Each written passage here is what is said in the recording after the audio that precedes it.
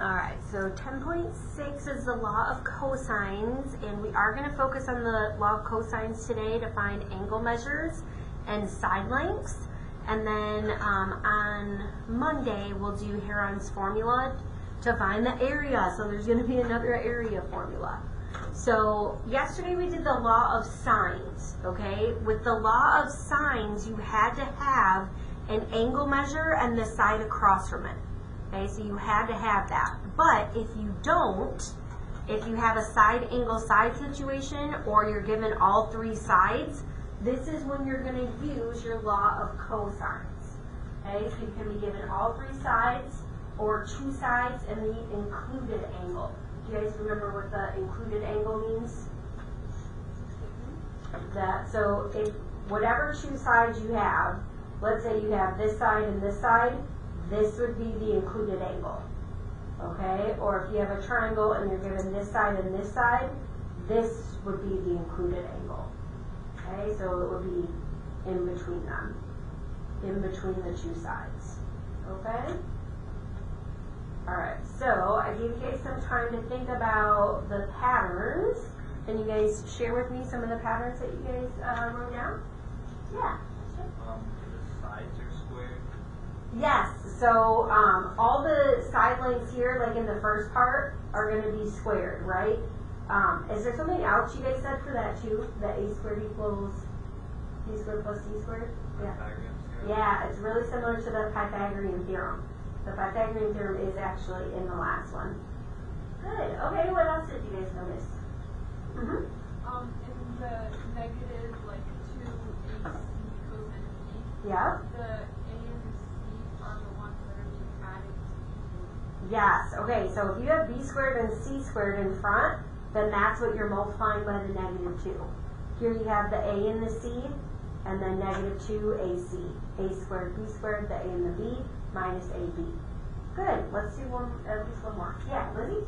The cosine is always the opposite angle of the side next one. Yes, so if you're doing the cosine of a, okay, the side opposite of that is the lowercase a, and that's what it's going to be equal to. So if you're ever not sure which one to pick, focus on what angle you want to find or what angle you have, and that will help you set up the rest of it. Okay? Alright, so I actually wrote down those things as well. So the Pythagorean theorem, you have some similar ones there. A squared equals b squared plus c squared. Okay, and then the angle at the end equals the side at the beginning. And then this is the one the table is telling us is those squared sides there. It's negative 2 times the product of those sides. So if you have b, I just wrote down one of the examples so that you can see that. Okay, so that can help you remember your law of cosines. Alright, so if you were here yesterday, for the next example, you're going to be able to draw the picture, so go ahead and do that. When you're drawing the picture, it doesn't matter if it's to scale or not. Remember, the main thing that we're focusing on there is that we have the side set up across from it. Okay, and then if you weren't here yesterday, it would help you set that up. Okay, so we're using the given measurements to solve ABC. Can you guys remind us what it means when you solve a triangle? Find all the sides. Yep, you find all the sides and all the angles.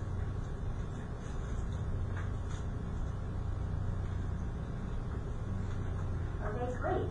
So if we draw a picture, I usually just put a generic triangle, ABC, okay, and then wherever you put your A, the side across from that is the lowercase a.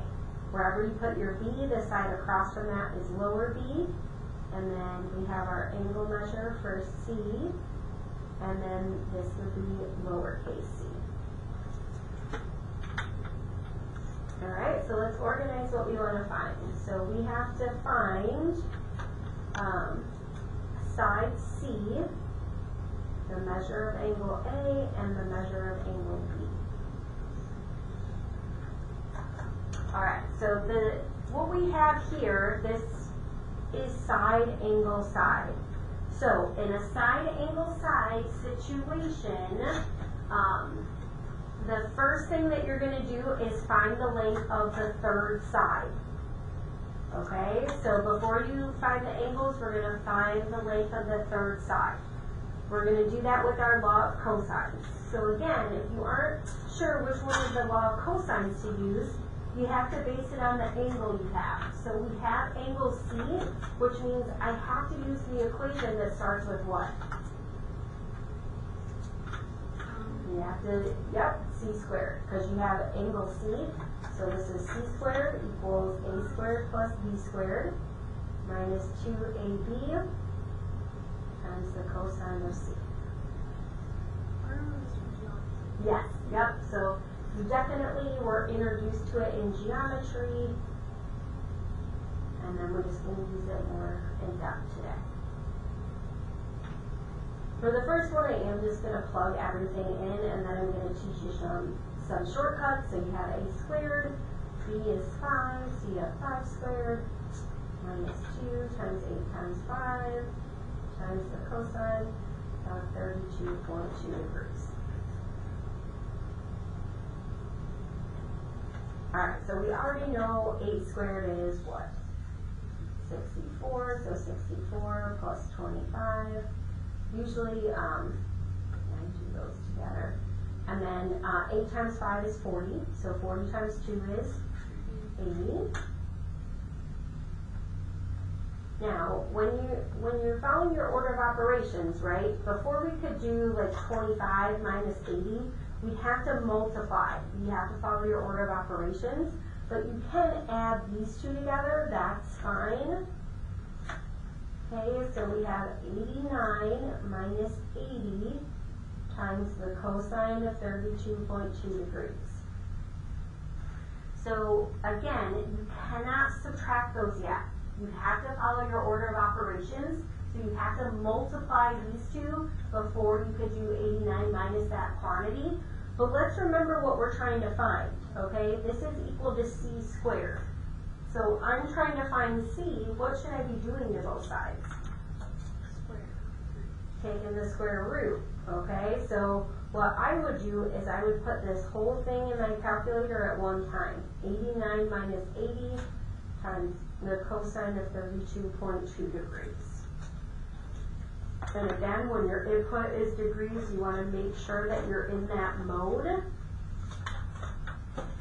Okay, so if you calculate and you do not get the same answer that I do, first check your mode, and then the other thing I would check are parentheses, your input. Yes, give me a second. And then we are continuing to round to the nearest tenth today. Okay, so again, make sure you get the same thing that I do. And then I want you to read the directions for step 3, because that's going to be important.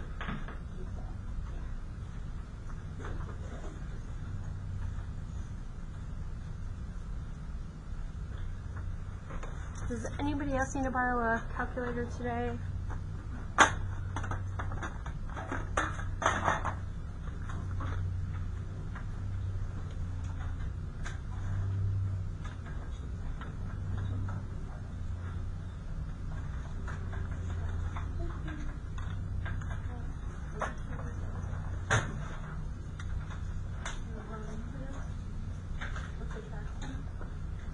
So according to step 3, what should we be finding next? Yeah, so we're finding angle B. Why are we finding angle B? What does this say? Well, we have to, why are we finding angle B? Because it's the what? So find the measure of the smaller angle. Okay, so this is important. When you have side angle side, you have to find the smaller angle first. If you don't, you're not going to get the correct answer. So find the smaller angle first. Okay, the reason why is because this avoids what's called the ambiguous case. So remember, when something's ambiguous, it's not clear, there are multiple options. So the ambiguous case is something that we didn't investigate fully yesterday. I just briefly told you about it. What I told you is that different cases produce different triangles. So when you're given like your A, your B, your C, depending on what those values are, there are cases where 0 triangles could be made, 1 triangle could be made, or 2 triangles could be made. So by finding the smaller angle first, we are finding the 1 triangle, we're avoiding these other cases, okay? And that's why you have to find the smaller angle first, okay? You don't have to know about the ambiguous case, you just have to make sure that for side angle side, you're gonna find the smaller angle. Now, how do I know that B is the smaller angle? Yes, so the smaller angle is always across from the smallest side. And we just found that this was 4.6. A is 8, B is 5. So 5 is smaller than 8, which means we're going to find B next. So now that we have a pair, we can use the law of sines. Okay, and in general, we do want to use that because it's quicker. So the sine of 32.2 degrees divided by 4.6. So this is now our only matching pair. We have the side and the angle across from it.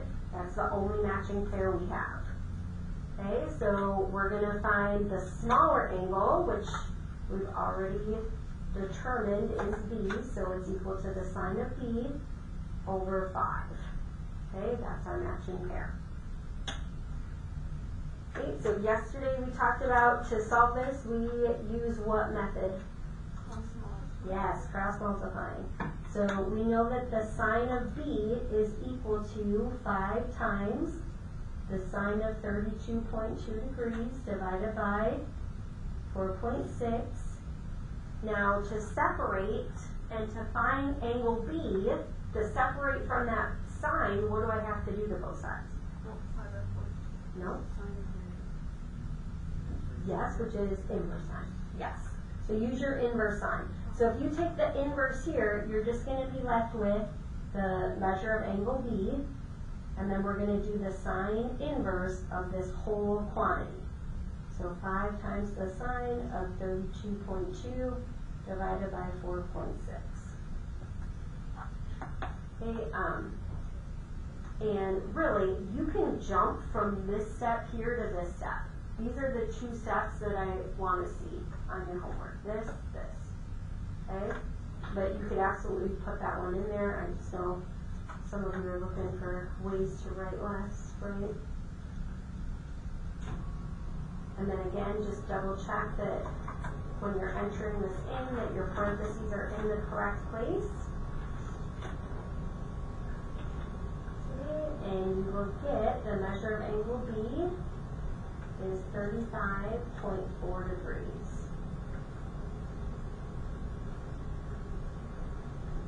And then once you have 2 angle measures, how do you find the third one?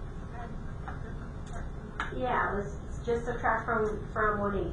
You could use the law of sines.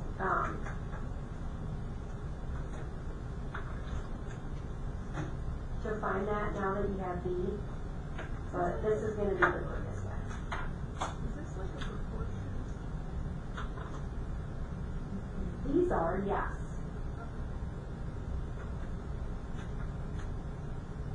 Yeah, whenever you have the 2 ratios set up, it will be a proportion, and then that's why you can use cross multiplication to solve.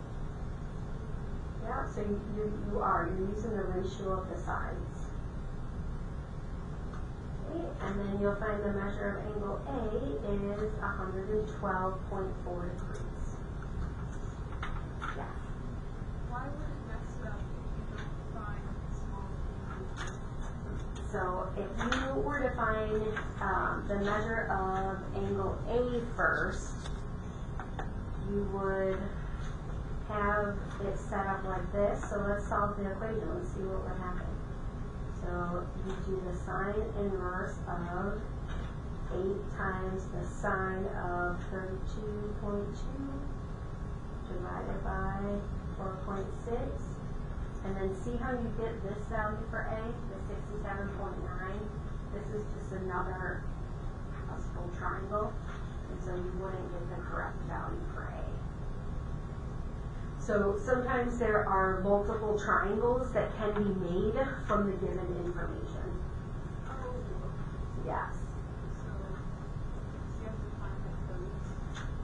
Yeah, so you're finding the smaller angle first when you have side angle side. So it's side angle side is when you're going to find the smaller angle first. Okay? Yeah.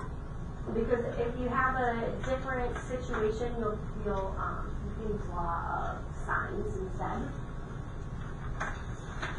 And for part B, you were given side A, side B, and side C. So for this one, this is the side situation. Okay, so if you have side, there's just going to be a specific way to solve for the first 2 steps as well. So you're given the 3 sides. Again, when you draw the picture, it doesn't matter how you make the triangle. This is more for reference. The thing that matters is that you put A across from angle A, that you put B across from angle B, and C across from angle C. Okay, so if you have side, what you want to do is you want to find the largest angle. Okay, so if you have side, you're going to find the largest angle. And we know what that one is because it's across from what? It's across from what? The largest angle is across from the what? Yeah, so across from the largest side. The longest. Okay, so whatever side is the biggest, okay, that is where we're going to start. So which side is the biggest here? B, okay? So we are going to find angle B. Okay, so we're going to find the largest angle. The largest angle in this case is angle B. And again, this is so we don't have to worry about the ambiguous case. Okay, so when we use this method, we don't have to worry about it. Now, if we're going to find angle B, what am I going to start my equation with? B squared, yes. Okay, so if you want to find angle B, you're going to have to start with B squared. So B squared equals A squared plus what? C squared, and then minus 2AC times the cosine of B. Okay, now this time when we plug things in, I'm just going to show you how you can do a few shortcuts. For example, for B squared, just go ahead and square it. What's 9 squared? 81. Okay, and then we know that A squared is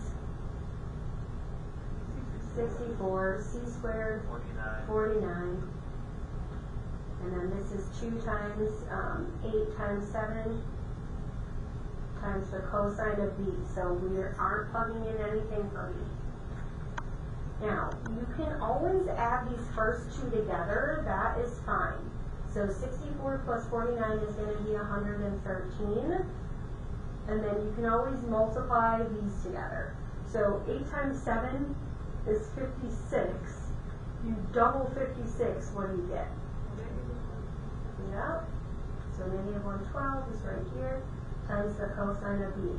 Now this is where you need to be careful. Okay? This is usually the step where people try to do something that's not allowed.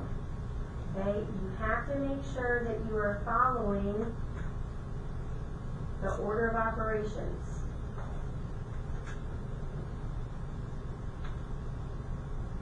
So if you follow the order of operations, PEMDAS, you know that before you can subtract anything, you have to make sure you do what? You have to multiply. Okay, so when you multiply, you have to multiply these before you can subtract. People see the 113 and the minus 112, and they're both numbers, and so they really want to subtract it, but you can't do that. Okay? This is, it's the cosine of b that usually throws people off. Because if I told you that 81 was equal to 113 minus 112x, how would you guys solve for x? What's the first thing you do? What? Yep, subtract 113. Okay? So that's what you should do, is minus the 113 over. And then on this side we have negative 112 times the cosine of b. 81 minus 113 is a negative, but that's fine. Because our next step would be to do what? Yep, divide by negative 112. And now you would have the cosine of b alone, okay? Now, if I have a negative over a negative, I'm just automatically going to write that as a positive because we know a negative divided by a negative is a positive. Okay, how do you solve for b if you have the cosine of b? What do? Take the inverse. Okay, so the measure of angle b is found by doing the cosine inverse of 32 over 112. Now, could you find that if you still did the negative? Absolutely. Okay, so we're going to do the cosine inverse of 32 divided by 112. Okay, and again, remember, if it is an angle measure, put your degree symbol. So this is going to be 73.4 degrees.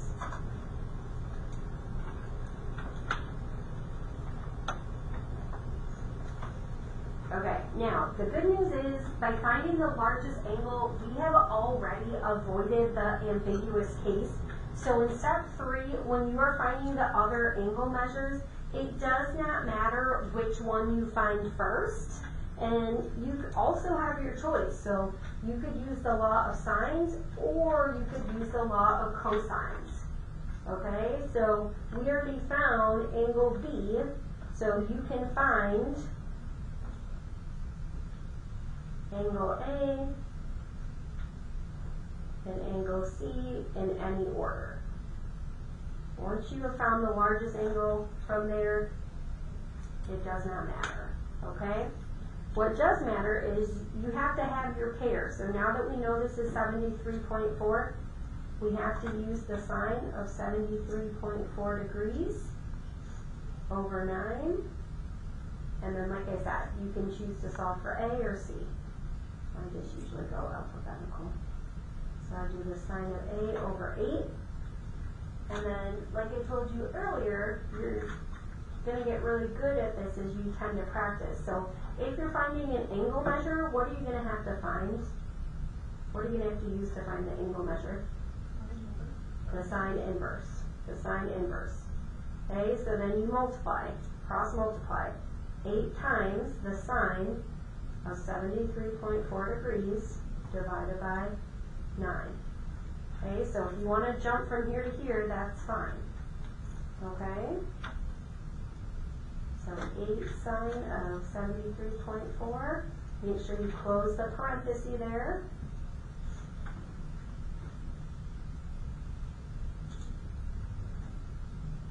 Okay, and double check to make sure you got the 58.4. And then once you have your two angle measures, what's the quickest way to find the third? You subtract from 180, okay? Could you use the law of sines? Yeah, you could, but the quickest way is just going to be to subtract. So 180 minus the value that you got for A, minus the value that you got for B.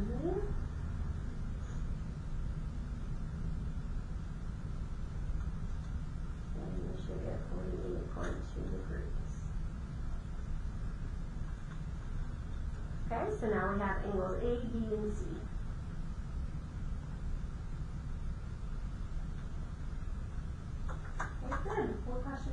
pepper, tap, tap.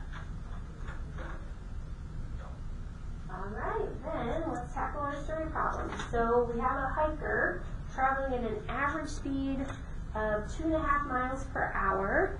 And what we want to find is how long it will take him, to travel from the cave to the waterfall. Sounds lovely.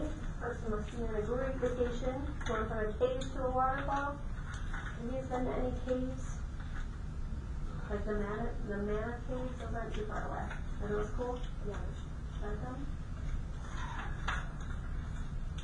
I want to find some good road trip places.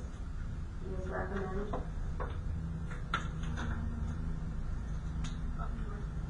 Up north. Do you guys know what equation we're going to use for this?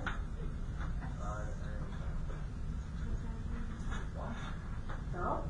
So, how long means we're trying to find the what? Yeah, so how long is the time, right? So we gotta find the time. The average speed, this is a